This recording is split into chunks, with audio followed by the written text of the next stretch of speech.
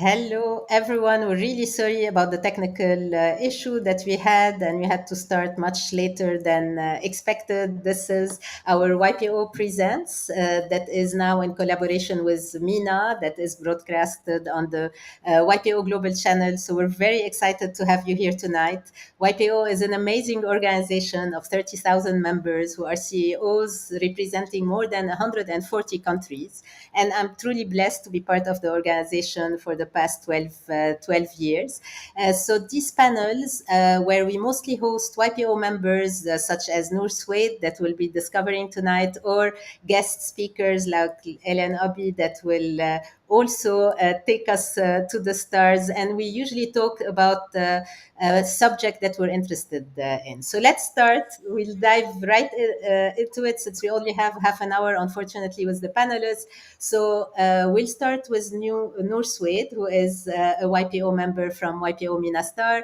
And we're going to be discussing investing in space. And with Noor, it's going to be mostly the investor side of the discussion. And then we'll go to Ellen, and it will be more about the entrepreneur that is actually working to take people to the other side of the moon. So we'll have 15 minutes with each panelist roughly, and we'll try to squeeze few questions. I know both panelists will have to stop at 6 p.m. Dubai time, so we have 35 minutes. So let's dive into the subject.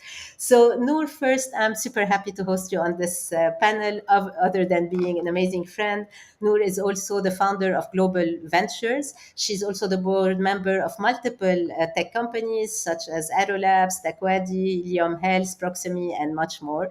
Thank you, Noor, for being here. So, Noor, let's start directly in why space investing. So, out of all the different options where you could invest, why would you spend money on space?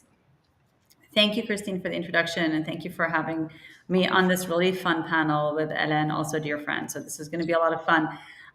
So first, just to think about investing in general, and as you mentioned, I'm the founder and managing partner of Global Ventures. We as a firm invest across the Middle East and Africa in Series A companies, not in space, right? So that's kind of my day job. I think, when I think about my personal investments and allocations and where those lie, obviously I don't want to be conflicted with the firm. So nothing's going to be in the region and something that could be a global ventures investment. So I try to look outside. So what is not in my day job? Or if you're a family office, what is not in your operating company? And for a large number of family offices, it's always what is not in my geographical zone, which I think the easy answer is, well, space is not in anybody's geographical operating zone. So that's only a really good diversification play just to start with. No, but joking aside, as you think about where do I not want to be investing in areas that I operate, in areas, where I work, I start to think about what are areas that I don't understand. Right? And I think the general consensus is you should invest in things you understand. And I said, yeah, okay, 80% of the time, it's good to invest in things we understand. But I think there's 20% of the times where the things we don't understand can be huge opportunities, right? And so as I think through that on a personal level and in my personal capacity, it really is what are the parts of industries that I don't understand, geographies that I don't understand, and how is it an opportunity to invest if I want to invest in something that's really creating that alpha in the portfolio. So the question is, like, when we talk about space investing, it's so large. Like, are we going to the moon? Are we building equipment? Are we building satellites? So many different options. So what is space investing for you? So I think, to start with, like with any investment, right? I take a look at opportunities where I'm not going to be obliterated on the cap table by massive capex requirements that are going to need hundreds and hundreds of millions of dollars in the future to even generate a little return. And then I'm so diluted that it's irrelevant. So if you want to think about, are we building rocket ships? Probably not, right? So I think I'll let Helene talk about, the different parts of space and where different people play and where different people operate. But for me, it was really thinking around, do I want to be competing or do I want to be doing something a bit unique? I will never understand the technology. I am not an engineer. So really it is about which parts of this are very competitive, which parts of this are new, It's high risk. It's a long-term play. But what are the areas in which there is some form of leapfrogging in the technologies? And what are the areas that CapEx is not going to dilute me off the cap table? Okay. And let's say I'm interested in investing in space. Where do we start? Is there like a fund of companies that are dealing with space? Is there anything that we could do to just put our foot on the moon in a way or another? So, I think that Ellen will also probably have a view to this, but as an investor, we always start with, well, who are the people doing this?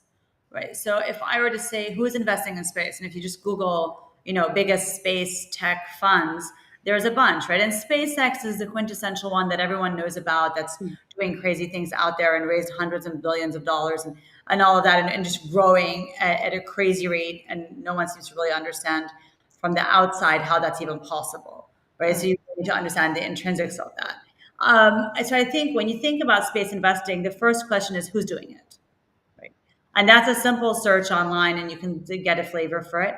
And there you'll find yourself, as is typical in venture and new industries, is you have the VCs that are specialized on that can then understand the deep tech and the intrinsics and the technology. And then you have like the tourist VCs and the tourist investors, kind of like me, which is just, you get into a space and you're like, this is really fascinating. I understand that that this is a high growth area.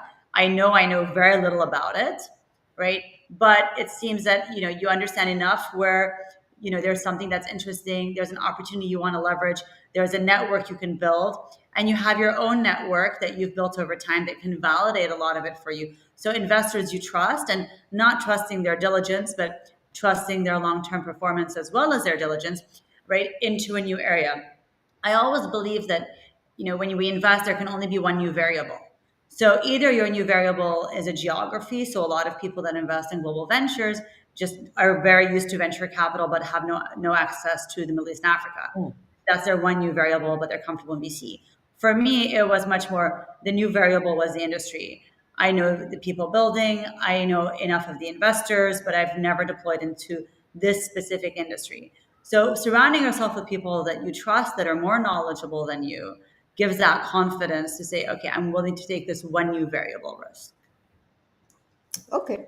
So, my last question to you before we go to Ellen and try to get a better understanding of this field is any learning from your space investment that helped you in investing in on Earth better? Because, like we were discussing with Ellen, it's the time span. Like we're talking about 20 years time span or the 15 years. Like, what is it that you learn from investing in space that we can use on Earth? So I think it's a very simple concept where when we used to say like you reach for the stars and land on the moon, right?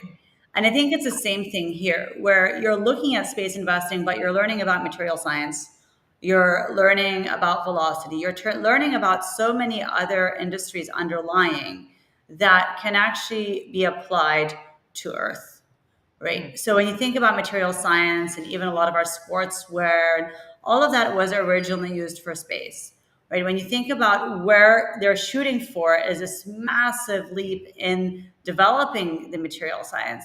And then we land somewhere here. Well, that's maybe good for space, maybe not, but it's fantastic for where we are today.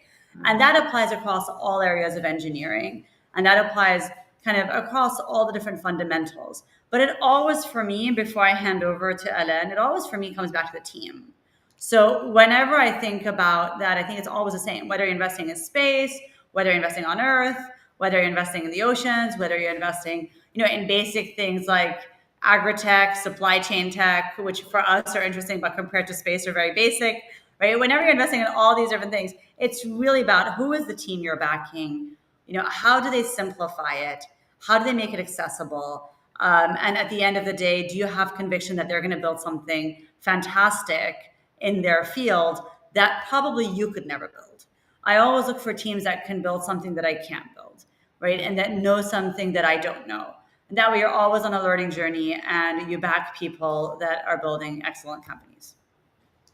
Thank you so much, Noor, for your insights, and we'll get back to you for some questions from the audience. And now let's move to Ellen. Ellen, I heard her the first time in one of Noor's AGM, and I was fascinated because, like a lot of kids, when I was a kid, I wanted to be an astronaut and go to the moon. And then hearing her say that some peoples are going to be actually living on the moon within our lifetime was like something phenomenal. So I'm so happy that we're bringing Ellen to the YPO audience. So Ellen is the co-founder and CEO of the exploration company, which builds reusable space capsules that carry goods and humans to space stations around the Earth and to the moon. She has served as an executive at Airbus Defence and Space and Ariane Group, both in operational and strategic roles, from starting as head of innovation to leading major European space programs. She's the founder and chair of Urania Ventures, a deep tech investment company.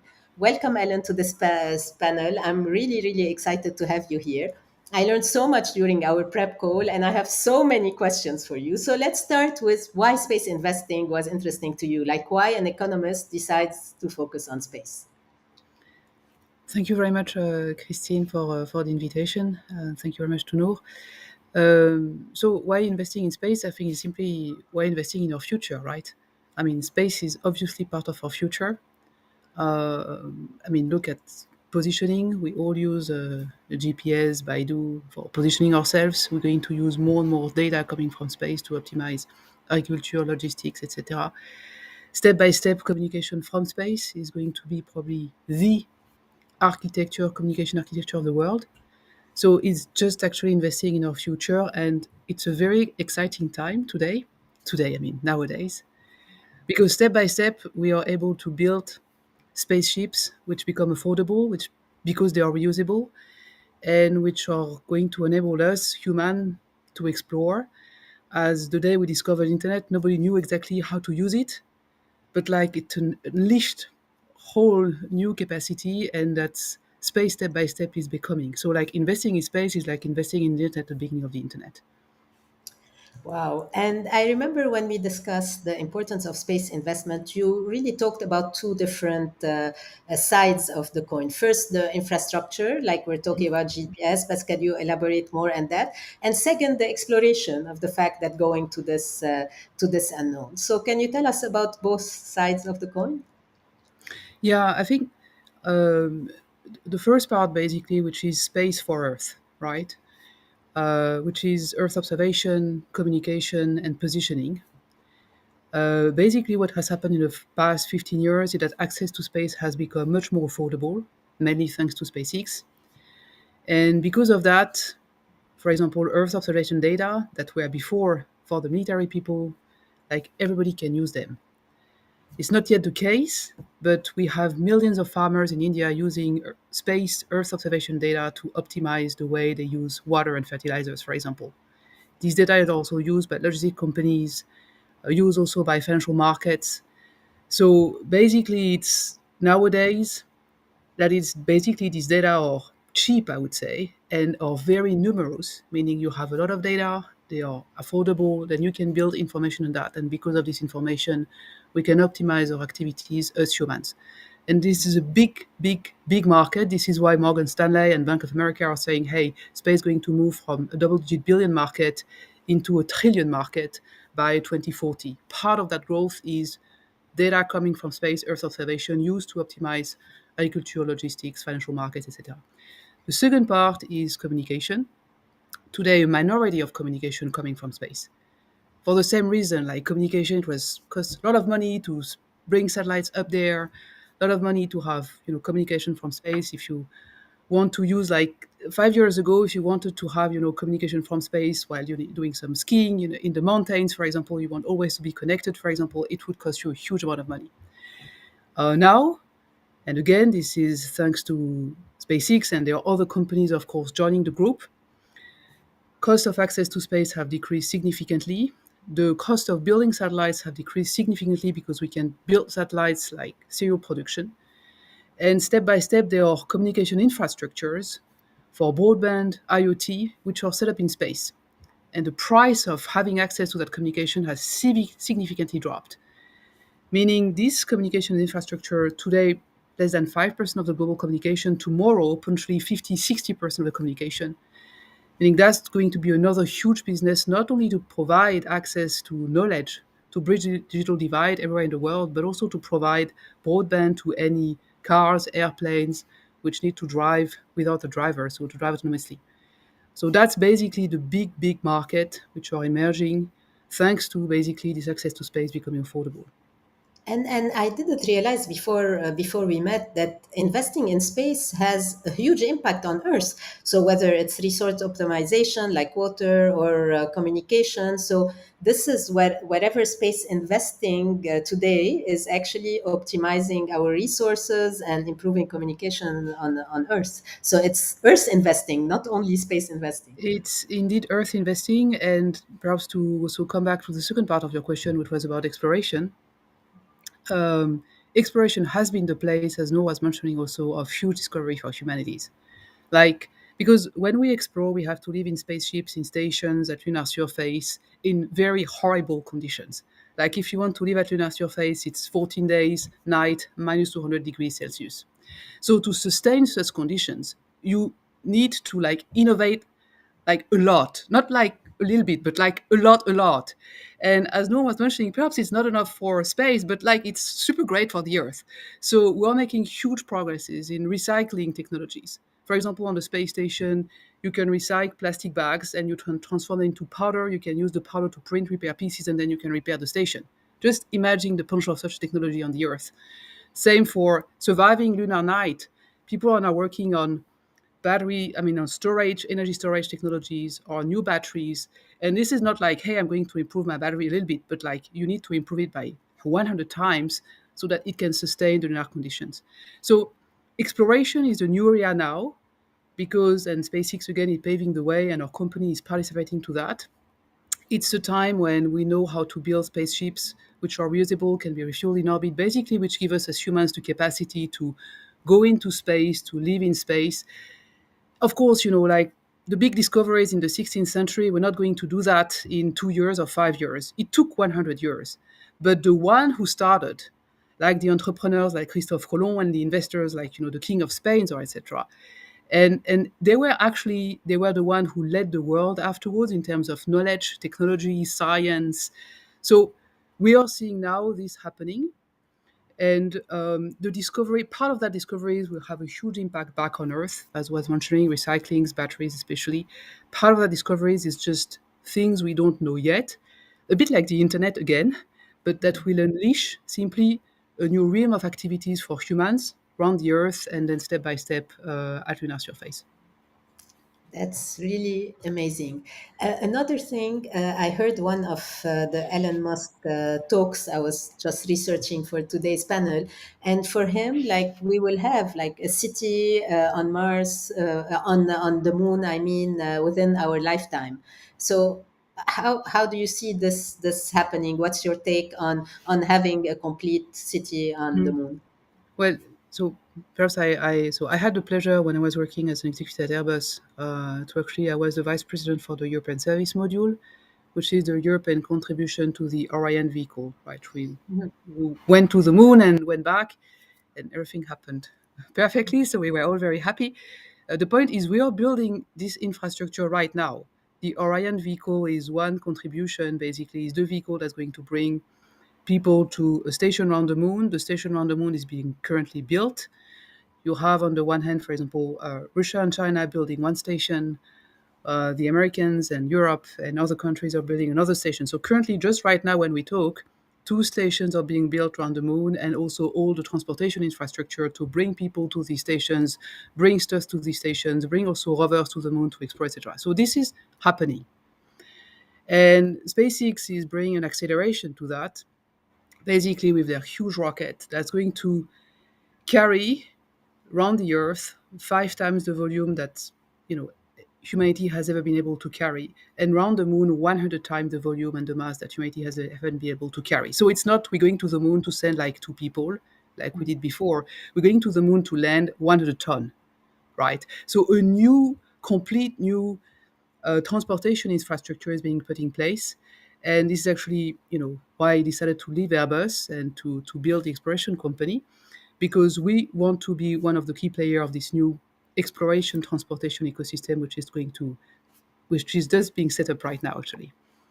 This is so exciting. Like, this is why I wanted like everyone in the YPO community to hear about this. Like, this is happening. Like, it's not just a movie; it's actually happening. And I'm really happy that people are hearing you say that. Just few questions, through business related questions, since we have many CEOs that are listening to these talks. So first, though, success rates. Like we were discussing that out of 200 rockets, we only have two that made it to orbit. Like why is space so challenging, and why do you think we only see like such a small success rate?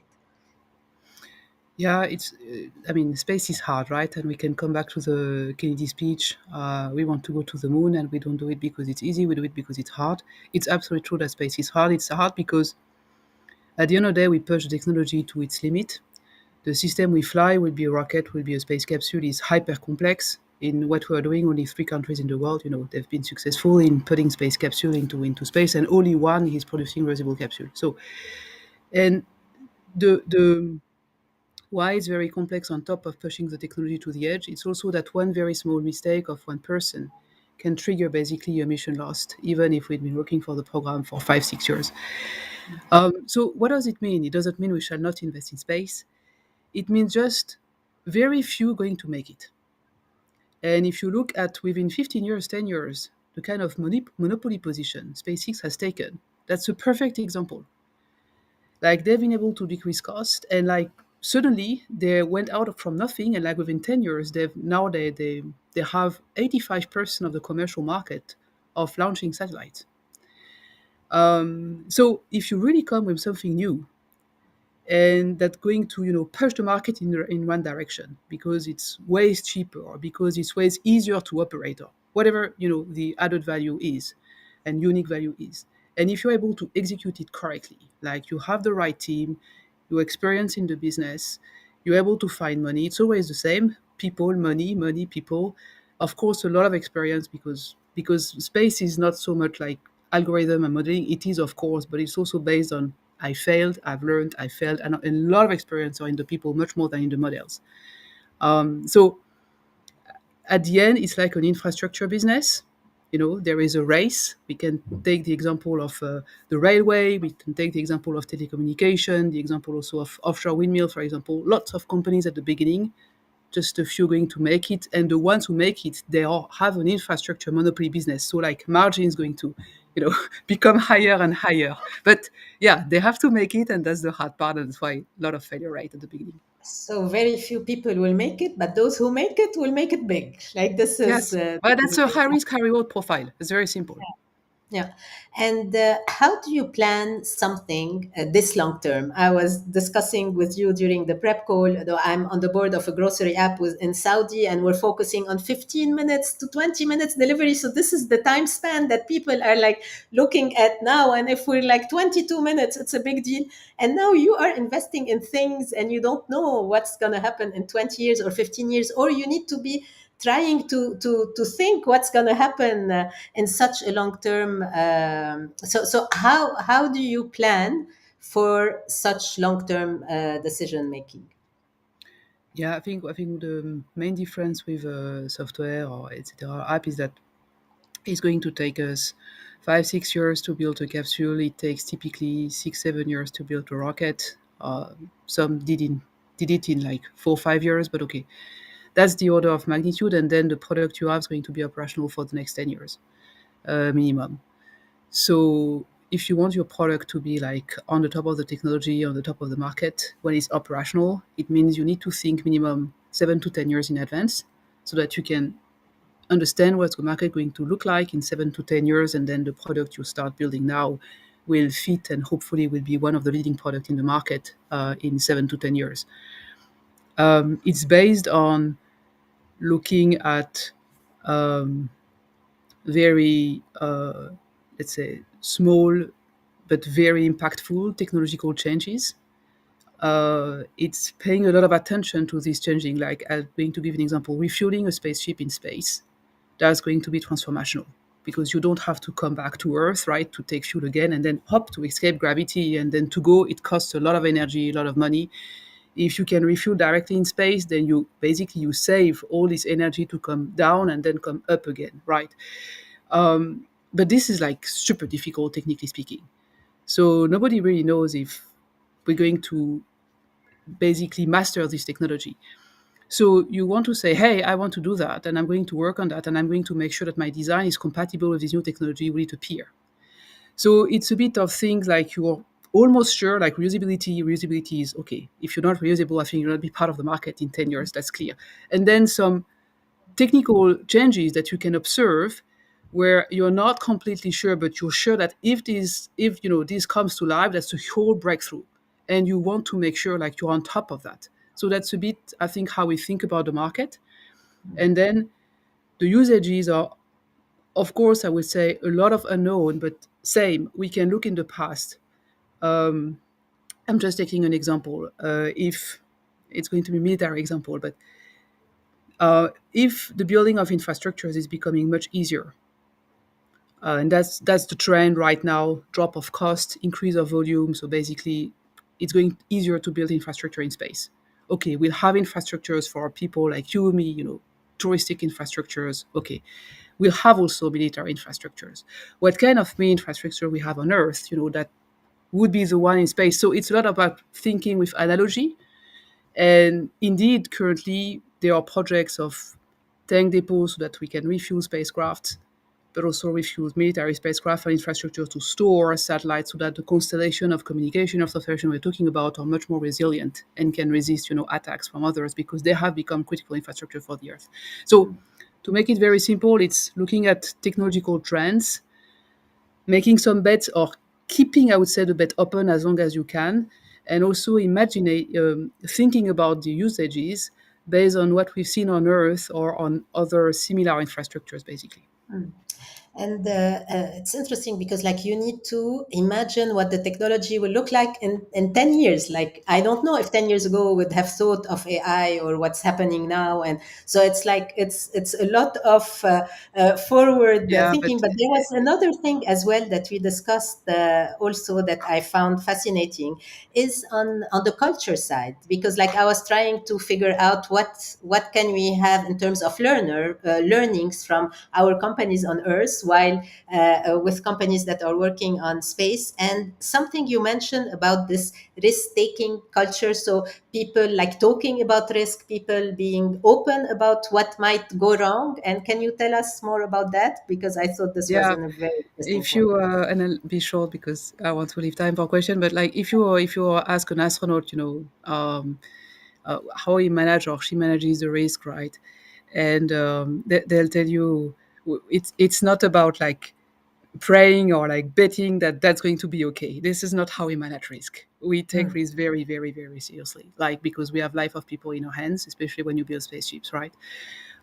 So the culture in the company means I'm very hyper grateful when you come up with a risk. And I'm saying that like every day to the team, because as soon as a risk is identified, well, then you can try to work on that risk. You can see how you can avoid the risk, how you can mitigate it, or like what are the scenarios so that at the end of the day, we end up with the less risky spaceships, or like if it really costs too much money, that perhaps we change a little bit the design here and there. So the no blame culture is hyper important. If you start blaming people, of course, they'll hide the risk because they don't want to be blamed. And yeah, I think it's realizing that a spacecraft is like a body, right? Every people contributing to build a spacecraft is doing something in a hyper complex system. And you shall be honest with the other part of the spacecraft so that they can compensate. And so it's a culture of honesty, of no bullshit, because it's not going because I'm doing a lot of marketing that the rocket's going to take off or capsule is going to work, right? These are physical principle, nothing to do with communication. So it's really a culture of we shall together build the best technical spacecraft we can build.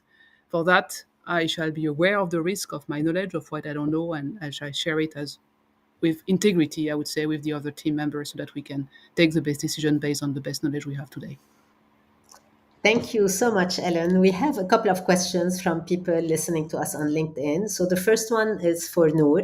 Noor, how can we learn more about investing in space to better understand the field or the industry? Like, where do we start if we're interested? Like, you got us hooked and we are interested. Where do we start? Well, I think the first thing is to educate yourself on what the space industry looks like. There's a lot of material online. There's a lot of research by some very intelligent consulting firms and other companies that really talk about, if you want to invest in space, do you want to invest in the infrastructure of space, like Ellen was talking about? Do you want to invest in building rockets? Do you invest in material science? Like, which part of this do you want to invest in? The data side of space, maybe take a look at companies that aggregate data for the purpose of agriculture in some markets. Or so, why are you investing in space, right? That's where I would start to really understand the lay of the land, speak to a few space funds, understand where they see the opportunity, and there are a few VC funds that are focused on space investing. And my decision was just to invest with Helene, but that's just one area, and for me, it was the most exciting area to invest in, which is building the most incredible space company out of Europe. So not a plug, but just the truth and the decision that I took after doing my homework. Great. Thank you, Noor. Elan, another question for you. When do you think, in terms of number of years or time span, we will have like a common human like me or Noor that decide to take their kids to go and spend a weekend on the moon? When do you think would this be possible? Yeah, the true answer is I don't know, but I can give some proxy. Mhm. If we look at the first tourist in the aviation business, it was, if I'm correct, in 1914. It was the mayor of St. Petersburg, and he flew an aircraft, and like all the media were, okay, this is so stupid, right? And it took 70 years to the aviation business to democratize itself, right, with the creation of Ryanair, that I would consider in the beginning of the 80s as the beginning of the democratization of aviation. So space is harder, but technology is moving faster. So I would say, if we take a proxy around about 50 years, I think this is reasonable. And, Okay, 50 yeah, years. yeah, So like 50, 50. some of No, I think our kids, I'm our sure kids will be able my to do kids will that. have the choice, and they already think like that, actually. Great. Like, I hope you will go a bit faster so that we can have the choice as well. And then our kids, our kids for Yeah, I sure. mean, it's happening already, right? But then you have to pay double digit million if you want to fly there. So my target is more like, okay, if you want to pay 100 euro, 100 USD, which is the price of a flight ticket, how much time Mhm. will it take if I make the comparison with Ryanair? Okay. Okay, perfect. Thank you. Noor, just a question on the YPO side, because we still have 3 minutes. I know you're going to have to, both of you have to leave on the hour, but I think it was a concentrated of half an hour just to get an idea of how space investing happen. So can you share, just because both of us are YPO members and this is how we met. And for me, one of the main benefits of YPO is, first, this drive to constantly learn about lots of things. I don't think I would have learned about space investing if I wasn't part of this organization, but also to connect and meet amazing people like you. So what would be your take on YPO membership? Like, why do you feel it's a plus to you to be part of this YPO organization? I mean, in general, at large, it's to meet awesome people like you, Christine, and really to be able to explore new ideas, to learn from different industries. I think that when we spend so much time doing our core job and our core function and working, sometimes we forget to look outside of our vertical and explore what else is going on. And I genuinely believe in life that learning from other industries, you can apply what you've learned somewhere else in what you're learning, and it's transformational because most people only focus on what they're doing. So for me, YPO is really cool because even within my forum, people are from all different industries, and I learn about different industries and apply some of those learnings and lessons into what we do. Absolutely. And for me, this is why when we were working on the prep call, I was always thinking, okay, what is it that Helen learned while working on space that we can take back home? So, just as a closing comment, each one of you, anything you'd like to say for people that are listening to us tonight on space investment or on this huge industry that is happening on top of our heads. So, Noor, I will start with you and then we will close with Helen. Helen, go ahead. Okay. Okay. No, so I think when you look in space, space speaks to our heart as humans, to our sense of beauty, to our scientific science, of mathematics, of science of engineering, because we want to build stuff to go there. Also a sense of community, because everybody on the planet can see space. And I just want, I think, to pass the message that, would you be interested in space? uh, Part of, I would say, a childhood dream to contribute, to take part of that. And the chance that we have right now is really that, step by step, we are making humanity multiplanetary species. Step by step, again, it will take very long, but I think it's a chance, and it's for me it's an honor to be part of this transformation. So I just wish you can follow your childhood dreams and contribute to build something fantastic up there. Thank you, Helen, and I hope you'll do it even faster for every one of us here to be able to go and visit the moon. Noor, would Yeah, you we'll like try. We'll to? try. Please do. Yeah, it's definitely on my list of things to do. It's my bucket list to go to space. I think for me, the one thing to always remember is just because you don't understand something, it's not an invitation to run away from it, right? And to not do it. On the contrary, it's an invitation to explore and to learn. And industries and areas that we don't understand often provide huge opportunity, because it means most other people don't understand them either. And the few people that do stand to make a huge difference in the world and make a lot of money.